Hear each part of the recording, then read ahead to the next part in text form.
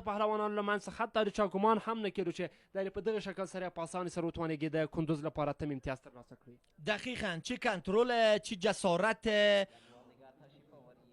و چه هدفگیری درست توسط سمی پهلوان کندوز را به 8مین امتیاز رساند. این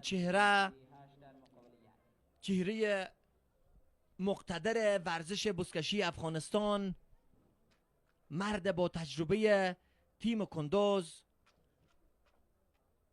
و همچنان در کنارش چاپاندازان میدان دیده هر دو تیم میتازند تا امتیازات را کسب بکنه. آماده ویسل هست و ویسل زده شد، به صدا در آمد. هجوم اسب‌های قدرتمند، چاپاندازان پنجه فولادی دو تیم برای زمینگیری. ببینیم که پنجه های فولادی کدام چاپانداز به نقش گوساله میرسد و گوساله را به چنگ خود در می آورد. گری اسب‌های خشمگین، نبرد سرسخت میان چاپاندازان دو تیم برای کسب امتیاز. هنوز هم نقش گوساله بر زمین هست. کوشش هر دو تیم برای گرفتن نقش گوساله ادامه داره. مردان عیار هر دو تیم، گوساله به دستای مرد شماره 10 کندوز امان شاهین قرار داره. ببینیم که همتیمیایش چگونه فرصت ایجاد میکنه برای امان شاهین پهلوان.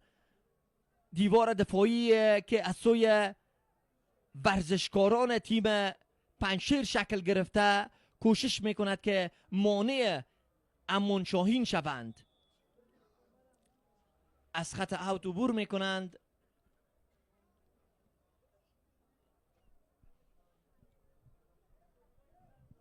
خیلی فرصت ها برای تیم ولایت پنشیر همچنان ایجاد شده بود که توسط مدافعین کندوز دفاع گردید. همچنان از فرصت های خوبی که کندوز استفاده کردند. باز هم وقت کافی برای پنشیر هست تا بتواند امتیازات را بالا بکشد. رقابت ها پیش بینی نمی شوند.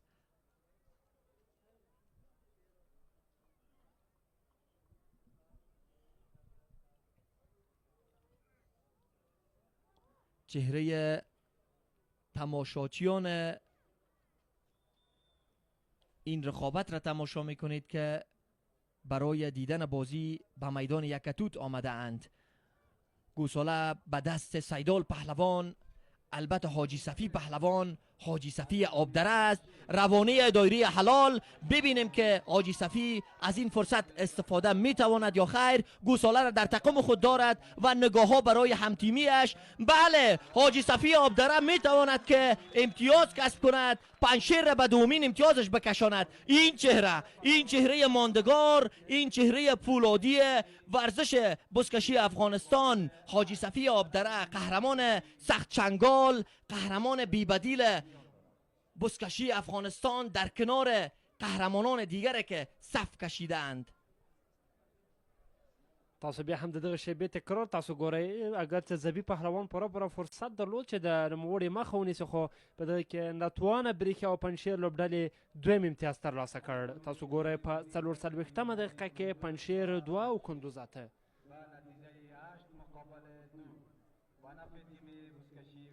دومین امتیاز پنشیر کسب شد توسط حاجی صفی پهلوان، مرد شماره 2 ولایت پنشیر. باز هم هجوم اسب‌های قدرتمند برای تصاحب نقش گوساله. کوشش ها انجام میشه. اسب‌ها به هم گری خوردند. لحظه تماشایی برای تماشاچیان. غرش میدان، نبرد بی امان. گوساله به دست مرد شماره 11 تیم پنشیر رازق پهلوان قرار داشت.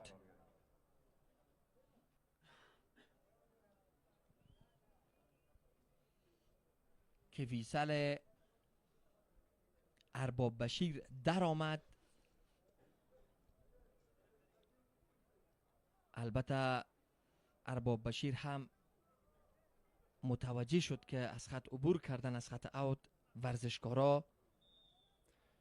بله جیک به جیک حرکت دی، فیس تو فیس حرکت دی. دلته یو ځل بیا د سکاټ پهلوانو لوري د کندوز لوبډلې لپاره چټک چابک او پرسرعت حرکت ترسره کیږي. وګوره چې دغه شی به یو ځل بیا سکاټ د کندوز لپاره څه زبردست حرکت ترسره کوي. نوموړی د سپرغۍ په شانتې د حلال دایرې په طرف باندې نشته د سکاټ په وړاندې دوه دفاعي لوبغاړي را رسېږي. وګوره له دغه حالت څخه سکاټ پیاوړی سکاټ او مټور سکاټ څنګه ځان ژغورلی شي. په وړاندې د پنجشیر ولایت فولادي دیوال د نوموړي د حرکت مخه نیسي، د نوموړي هغه مسیر ور بدلوي.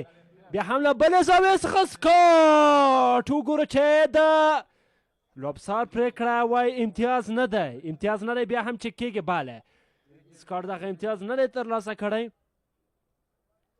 ډېر زیات زبردست لوبغاړی دی، ډېر زیات بهترین لوبغاړی دی. بیا هم تکرار ګورئ، بار بار کتلو باندې ارزي څه زبردست روانو. که چیرې په دغه شکل سره امتیاز ترسره شي هغه به لا ډېر زیات خوند کوي.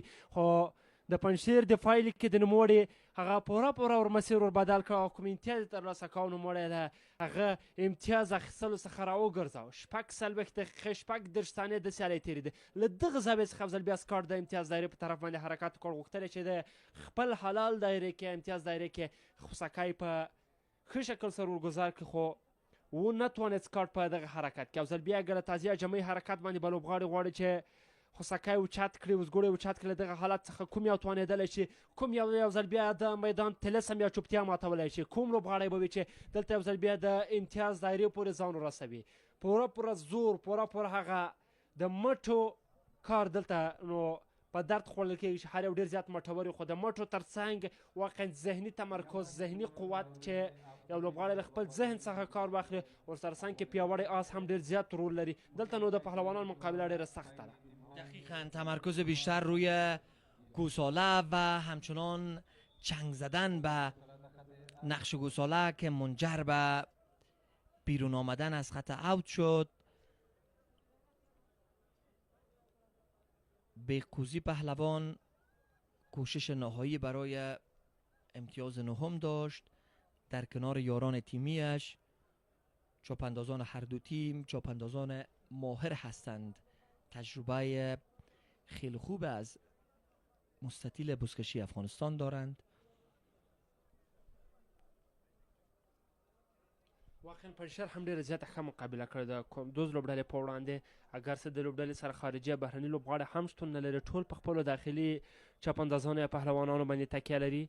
تر دا مهاله پورې بد نه دي لوبېدلي دي، ښه لوبېدلي دي. دا شان د پیاوړو لوبډلو په وړاندې داسې سیالۍ ترسره کول هم غټ کار ترسره کړی دی د پنجشیر لوبډلې پهلوانانو او چاپاندازانو هم. وګورو چې په دغه جګ بجګ کې کوم پهلوان په توانېدلی شي. الهام اعماق پهلوان یا هم که د پنجشیر پهلوان توانېدلی شي. الهام اعماق پهلوان خوسکی په خپل اختیار کې لري، آیا لاره خلاصولی شي که نه؟ خو دغه شانتې دفاعي دیوال سره مخ دی، هیڅ لاره نه لري، هیڅ لاره نه لري. دام ګړی وګوره چې لوبغاړي څنګه پوښښ ورکوي. الهام اعماق پهلوان ته یو ځل بیا په میدان کې طلسم یا چوپتیا ماتولی شي که نه؟ وګوره چې ټیمي کار کوي یا هم خپله غواړي چې د امتیاز دایرې په طرف باندې حرکت ترسره کړي. یو ځل بیا له بل اړخ څخه الهام اعماق پهلوان دا هم ګړی یو څه لاره ورته اسانه ده، خو بیا هم له دفاعي مدافعینو سره مخامخ کېږي. نه پرېږدي نوموړي ته په شا باندې حرکت ورکوي. دې ته وایي جانانه دفاع. یو ځل بیا ځان ته لاره خلاصوي. واه څه زبردسته کار دلته د رازق پهلوان له لورې د مټور او زړور پهلوان له لورې. رازق پهلوان هم له دفاعي لوبغاړو سره چنګال دی، دفاعي لوبغاړو سره مخ دی، د کندوز دفاع سره مخ دی. وګوره له دغه حالت څخه څنګه ځان ژغورلی شي رازق پهلوان. د پهلوانانو هغه ټول حرکت، هغه زور ازمایل دلته د کندوز لپاره حرکت ترسره کېږي. پیاوړی کندوزی لوبغاړی امان شاهین پهلوان، امان شاهین پهلوان لکه شاهین غوندې حرکت ترسره کوي، خو بالاخره مجبور وي چې دا له کرکې څخه بیرون شي.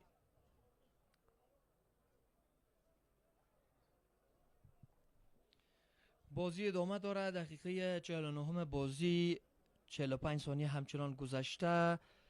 2-8 به نفع تیم کندوز تا فی الحال ادامه داره و چهره علاقمندان این رشته ورزشی را مشاهده میکنید. تماشاگرانی که اینجا حضور یافتند در کنار رئیس فدراسیون بزکشی افغانستان جناب سرور جلال نیمه دوم بازی است. ببینیم که از این دقایق که باقی مانده کدام تیم بهره‌گیری درست را انجام میدهند. در حالت جیگ به جیگ قرار میگیره پهلوان خداداد، در کنارش چاپانداز قرقیزی نماینده ولایت کندوز بیکوزی از خط عبور داده میشه و همچنان ویسل ریفری هم به صدا در می آید.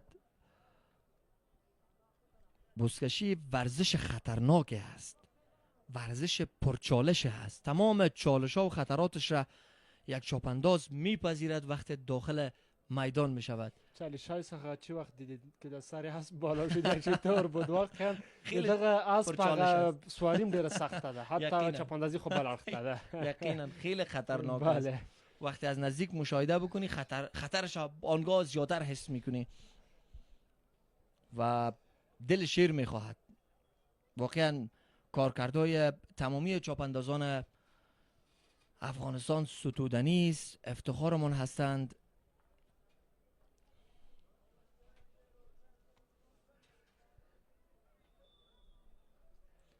باز هم در حالت جیگ به جیگ قرار میگیره پهلوانان دو تیم.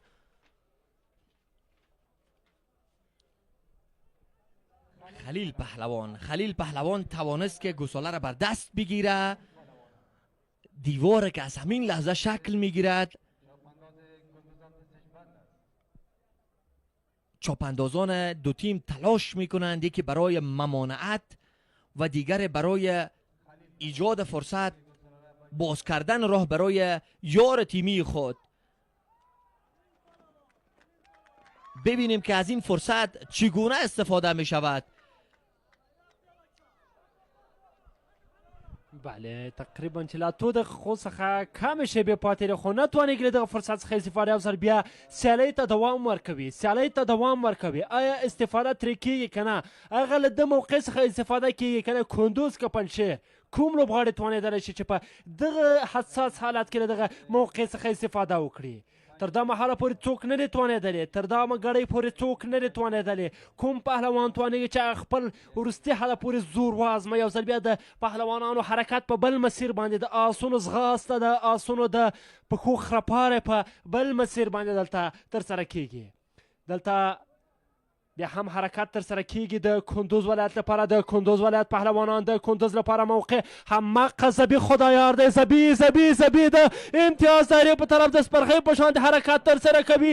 زبی وګورو چې د کندوز لپاره امتیاز ترلاسه کیږي. چې وګوره د داور پریکړه څه ده؟ د داور پریکړه به بالي چې په امتیاز باندې وي، بیا هم کتلی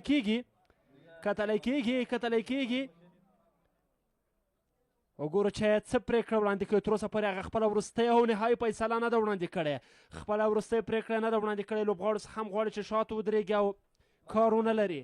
د لوبسار وروستۍ پریکړه ته موږ هم انتظار یو. وګورو چې وروستۍ پریکړه به څه وي، آیا امتیاز دی یا نه دی؟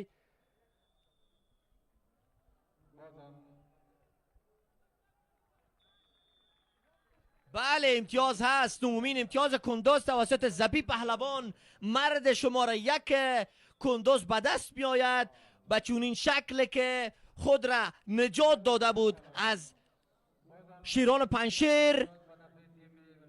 رقبا در تعقیب بود، نمیگذاشتن که این امتیاز به دست بیاید، ولی امتیاز شد. امتیاز را توانست زبی پهلوان به دست بیارد.